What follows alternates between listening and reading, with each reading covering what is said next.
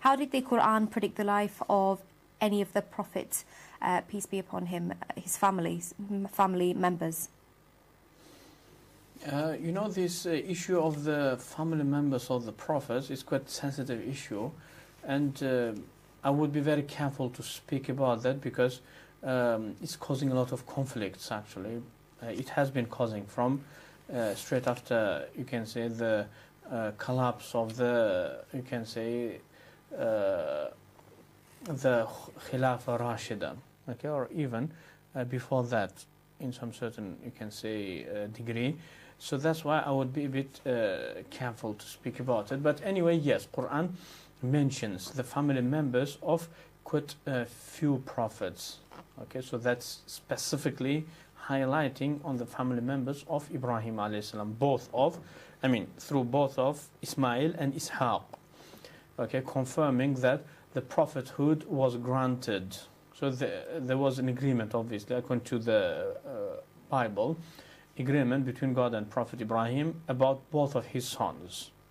Okay, and Quran confirms that, and Quran confirms specifically about Ishaq, the son of Ibrahim, the prophethood of the descendants of Ibrahim. And as you know, the period of the prophethood of the descendants of Ishaq alayhi salam, it was up to Prophet Isa. And then the promise that was done between God and Prophet Ibrahim about his second son started, so it was activated. Okay, and that was Prophet Muhammad. And even before that, there was few other prophets as the descendants of Ismail alayhi salam. Okay, so and also there are some negative, you can say, feedbacks about son of Nuh alayhi salam mentioned. If you remember, they said that son of Prophet Nuh his name was Canaan. Okay, Allah knows what's the actual name. Who was left outside of the boat of Nuh alayhi salam. And even Quran mentions that Nuh alayhi salam prayed when disaster floods killed his son. So he prayed, asking God, saying that his son is one of his family members. Inna ibni min ahli.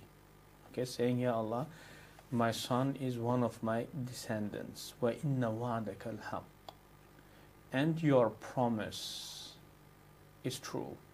So from here we understand that there was promise, there was some agreement between even Nuh and God also about his descendants. And God rejected that, the person who was left over, it was his son. So God said, إِنَّهُ لَيْسَ مِنْ أَهْلِكَ إِنَّهُ عَمَلٌ غَيْرُ صَالِحٍ.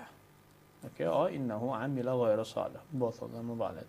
Saying that he is not one of your ahl, means the people who are related to you. Ahl means family. إِنَّهُ لَيْسَ مِنْ أَهْلِكَ إِنَّهُ عَمَلٌ غَيْرُ صَالِحٍ. So in here we understand that there was some certain type of promise from God to Nuh alayhi salam about his descendants also. Okay, and in terms of promise and the agreement between God and Ibrahim alayhi salam, it's very obvious in Quran because we are living in the age, okay, or era of Prophet Ibrahim. But Nuh alayhi salam was the era before Ibrahim alayhi salam. It could be right before him, or it could be before him, maybe much before him. So that's why Quran did not mention very clearly all of that conversation between Nuh and God about his descendants. But when it comes to Prophet Ibrahim, Quran is very clear in terms of the types of the agreement that is done and what is going to happen, etc.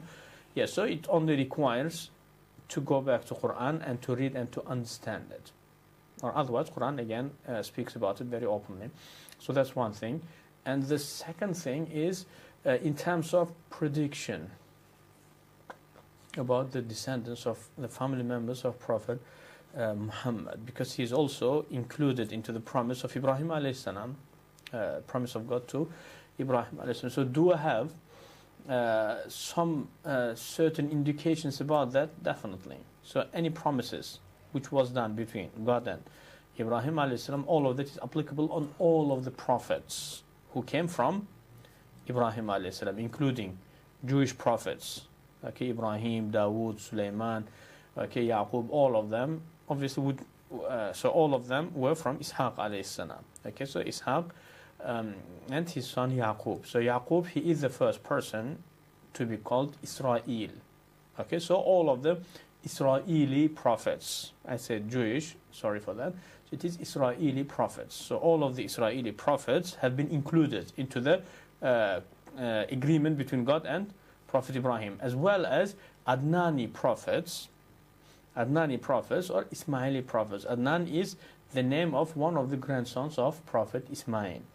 Okay, so all of them also included into the same promise of God to Ibrahim alayhi salam. Okay, so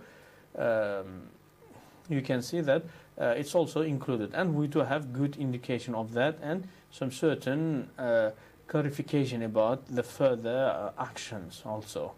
Yes, so that also requires you to just to sit down and to read Quran and to understand it. Okay.